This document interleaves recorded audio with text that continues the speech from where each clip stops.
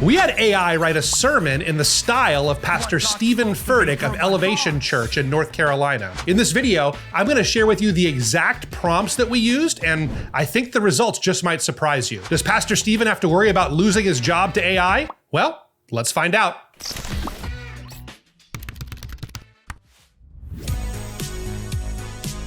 Over the past several months, we've been making a lot of content about AI and ChatGPT, and specifically how churches can be using these tools to save hours every single week. But one of the things we keep saying in every one of these videos is do not use ChatGPT or any AI tool to actually write your sermons. Now, it's okay to use it to do brainstorming or maybe think of titles or check scripture references. That's all a great use of ChatGPT. But when it comes to actually writing your sermons, that has to be something that you do with the Holy Spirit. But we did want to know what would happen if someone were to try to write a sermon using ChatGPT. Now, don't take this as a license to go and do it, but we had a little bit of fun with it. We asked ChatGPT to write a sermon in the style of Pastor Steven Furtick. So if you don't know what ChatGPT is, let me kind of cover that for a second first. ChatGPT is actually an AI language model, and what it does is it predicts what the next word will be to any kind of a prompt or a question. So you put in a prompt and ChatGPT is going to spit out answers that are pretty shockingly accurate in most cases. But what we really wanted to know is, could ChatGPT produce a sermon that might fool someone into thinking it was actually written by Pastor Steven Furtick? So let's do this. We'll head over to the computer and I'll show you the exact prompts that we used, and we'll see if ChatGPT can produce a sermon that's worth preaching. All right, well, here we are. We're going to go ahead and change over just so we know for this video, we're going to be using ChatGPT Model 4. This is the newest model here as of April of 2023. It is way more sophisticated than the 3.5 model. It's a little slower, but it gives you some really cool results that make something like this almost possible. Well, we'll see if it's possible or not. So one thing to note too is that while we tested this a little bit before we started, this is something that is live every time you do it. So it's not like ChatGPT is going to give us the exact same answers every time. It's not pulling this from some source on the internet. It's actually writing this as an AI language model. So the results could be totally different. We're going to test it and see if we can come out with a functional sermon here. So let's dig in. The first prompt we're going to use is describe Steven Furtick's sermons for me. What can you tell me about his style and his content? We'll go ahead and put that in here and we'll see what ChatGPT tells us. So it's giving us some pretty good content here, it looks like. It's telling us about who he is and some key aspects of his sermons, and the creativity, the focus on personal stories, personal growth, emotionally engaging. So all things that I would say, surprisingly, it really does know Pastor Steven's sermons. It seems like it seems as if ChatGPT would have listened to one of his sermons here. So yeah, so it gives us a pretty good working description here. So let's take that. And then I have, I guess, another question for it, because to figure out what kind of sermon we would want to write, it might be helpful for us to know how long his sermons typically are. How many words are Pastor Steven Furtick's sermons typically? Let's see.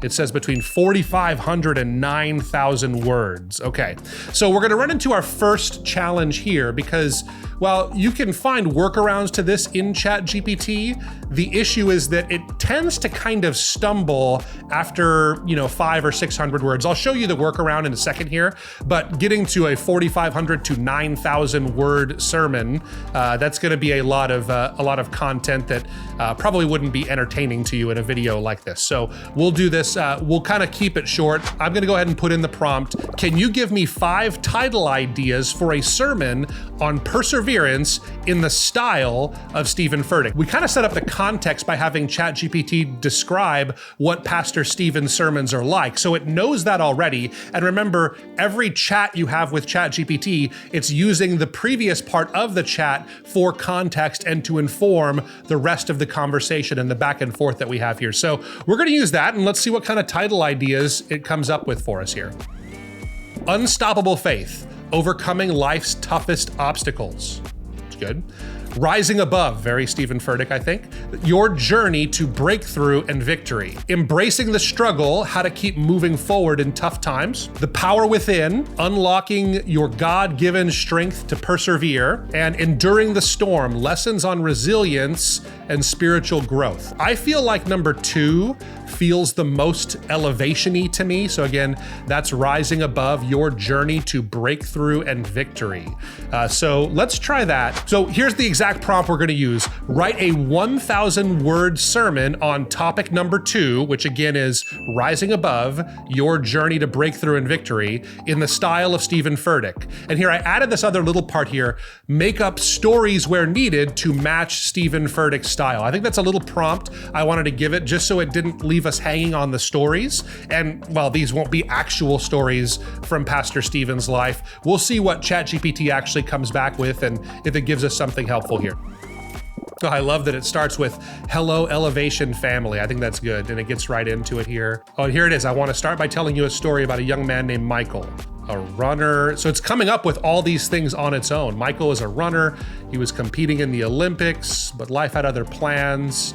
He suffered a severe accident that left him unable to walk. And so it's totally, I don't think that Michael's a real person. I don't think it's taking this from anywhere else, but interesting that it came up with this kind of an idea here. It talks about Joseph being sold into slavery. Yeah, that's definitely something you need to persevere. And then here it gets into its first scripture, Isaiah 40 verse 31, and it quotes it.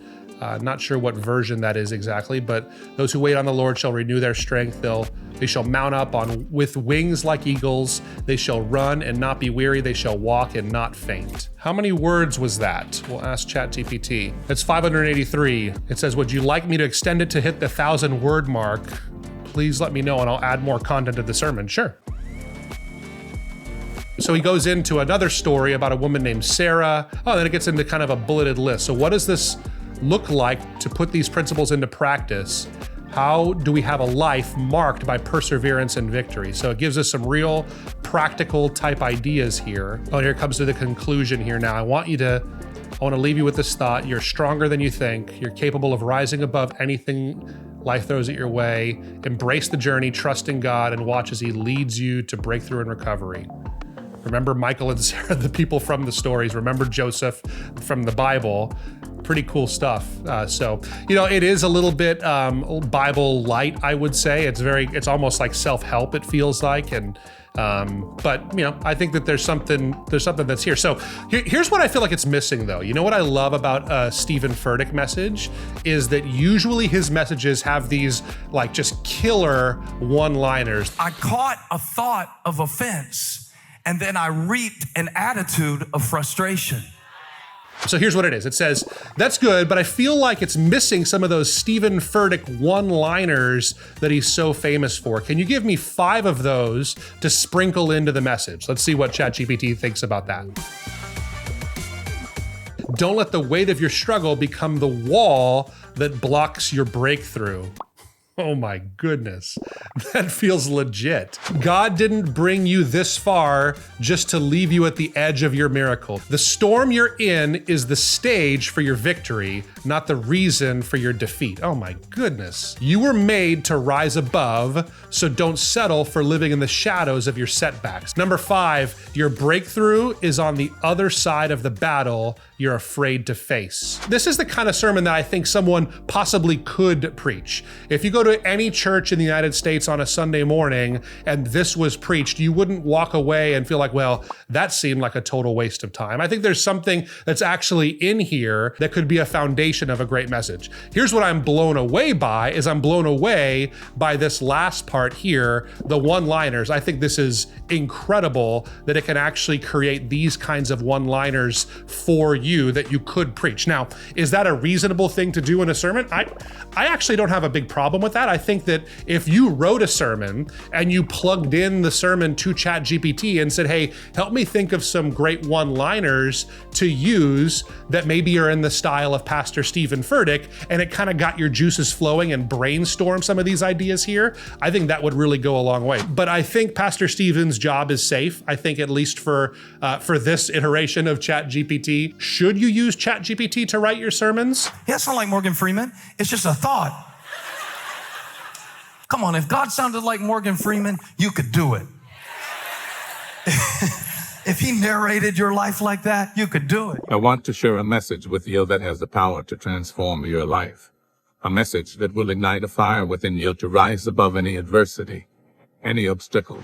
I want to say it in two ways. Should you use ChatGPT like I just did to write a sermon for you? No, do not do this.